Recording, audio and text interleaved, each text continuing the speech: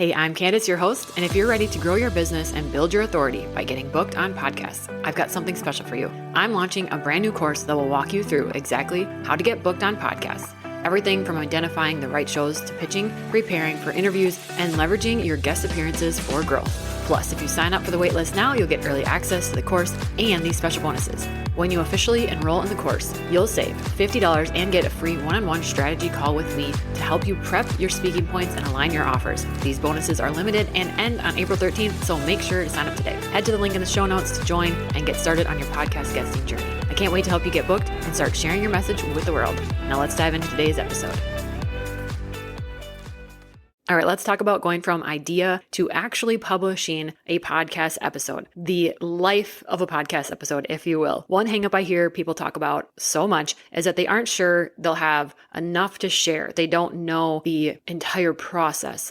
I'm going to walk you through that and talk about different ways and different types of episodes that you can have. For me, there's 3 typical ways that I create an episode. One is Spur-of-the-Moment Inspiration. This is like messy action, no notes. Usually it's about mindset shifts, encouragement, different things like that. They end up being my favorite episodes to make because they are all about inspiration and just chasing that and leaning into that. The second kind is like this one where it's specific. It's a very specific topic. There's a plan and notes, and that's because I want to make sure that I cover certain things and I don't want to miss anything. And then the third one is having guests on your show, guest episodes, and preparing for those interviews and things like that. So let's break each one of these things down a step further. How does the idea come to life, and how do you decide which ideas to act on? Spur of the moment inspiration type episodes, these come from, I believe, intentional downtime. You might hit inspiration when you're out for a walk. If you meditate, usually if I'm in the shower, taking like one of those long showers, that's another time where I'm definitely going to have inspiration that hits. 100%, I say act on these 100% of the time. Act on them. At least record it, because you can decide later, I guess, if you don't want to publish it. Some people get a little nervous about not having notes for an episode or not having a plan. But let's remember, you are the podcast host, you're the producer. You have the final say if this is going to hit the air or not. I try to remember during these times too, in this style especially, that somebody needs to hear this message. Someone needs to hear your voice and your take on whatever this inspiration that you've been hit with is. I think it's a divine download from the universe, and I think these are 100% of the time you act on these. If you can't record immediately, at least send yourself a voice note on your phone. That's the best if you can. And at the very least, if you can't do that, write down or type out a note so that you don't forget this idea. But usually these types of episodes go best when you can really use that fire and that energy that come from being in this type of high vibe, inspired place. This kind of episode that I'm talking about can fall flat if you try to overplan it. So I say, hit record, let it fall out, and trust that someone needs to hear it. Okay, how about the second kind of episode? The planning and the note style episode, like this one. How do you pick topics? I always say pick topics that align with your niche, your offers, or your services, or all 3. Topics that add value to your audience, but also have tangible things that they can do, steps they could take, actions they could take right now. These types of episodes help you when you're running a podcast to position yourself as the expert. You are someone that knows this certain knowledge, you have a certain skill set, experience, and you're sharing it with these topics, like I am with this, letting you see the inside scoop on how I create an episode, how I find topics and think of topics to speak about on the podcast. So how can you think of topics for this? Lots of times it comes from people asking you the same questions over and over. Maybe on social media, you find that people keep asking you different things, or your clients keep asking the same questions over and over. Definitely record an episode to talk about that. One thing I was noticing that on Threads, that's a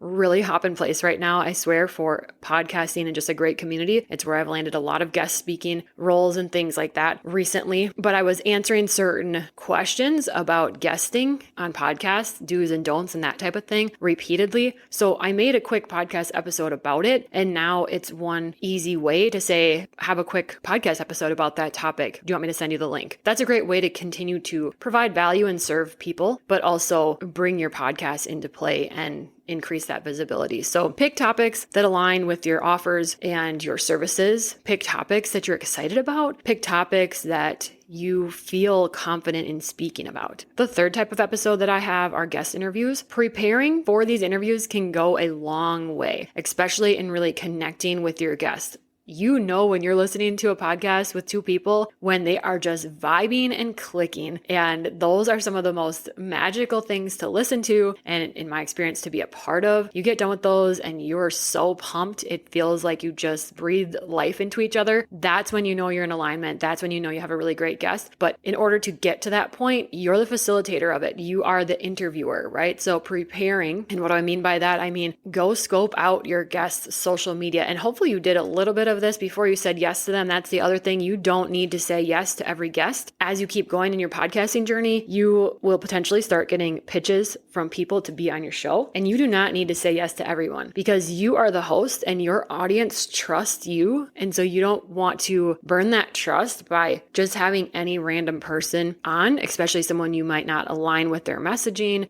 Don't accept all guests, but prepare for them by checking out their social media, checking out their website. If they have a podcast, definitely listen to some episodes because it's going to help you to have a background on them. And you can do this in just a few minutes. Just plan 10 minutes or so to kind of just take a little deep dive on them because now you're going to be able to be really authentic in your questions and things that you talk about and bring up on that episode you record with them. You can write out questions ahead of time. I always have some there just to keep my pacing and make sure that I don't forget things like at the end of the episode, I always want to make sure that I ask them where people can find them. I want to know about their offers, or usually they have a free resource for us. And I want to make sure I don't forget certain things like that when having a guest. So I do usually have a list of questions, but I think the magic comes when you have prepared and you are vibing and you ask some things that aren't scripted and some things that just come up and you follow that flow, because that's really when you're going to get to have your guests sharing information that your audience is just really going to eat up and be excited about. And then just lastly with the guesting, you can invite guests onto your show. The worst thing that's going to happen is they're going to say no, or maybe they ghost you and don't even respond to you at all, but life is going to move on and it's going to keep lifing and it doesn't matter. So shoot your shot with some guests that you just think would be dream guests. It's okay to invite people on that you've been following for a while and you just know you're going to vibe with them. Those are some of my best guest interviews because you know so much about them that it just really makes things flow. And then if you post on social media or things like that about having a guest, the best way to go about that is to really make sure that you are very specific about the type of guest you want. For example, to be on my show, you need to be an entrepreneur now. That's just what you have to be because that's the show's focus. So there's some of those prerequisites that you know based on your podcast and who it's for, what it's about, that they need to fall into those categories. And if you're looking for someone specific, like let's say some of the guesting roles I've just done, they have posted on social media saying they want someone on that's going to talk about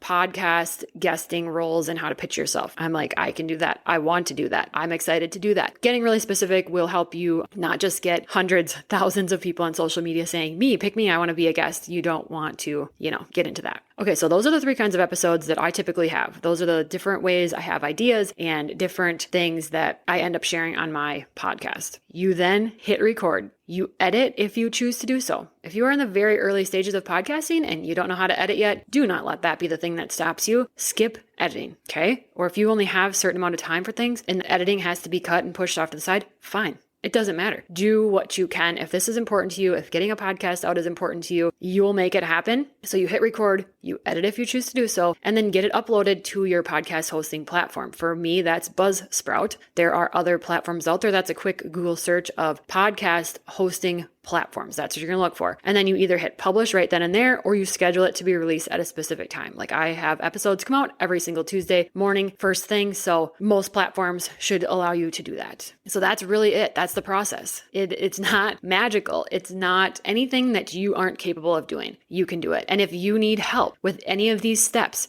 you can book a call with me. I'll drop that in the show notes. You can grab my resources. If you are in the setup stage, I have videos, 5-day little mini series course that will give you tasks, manageable tasks that you can do each day to go from ground zero to hitting publish on that first episode. I have those resources. Other people have resources that can help you. If it's not me, go find those, use those, and just hit record. You're going to learn so much more than any Google search can tell you by just hitting record and doing the darn thing. Take the action, take the messy action, and make it happen if it's on your list to do.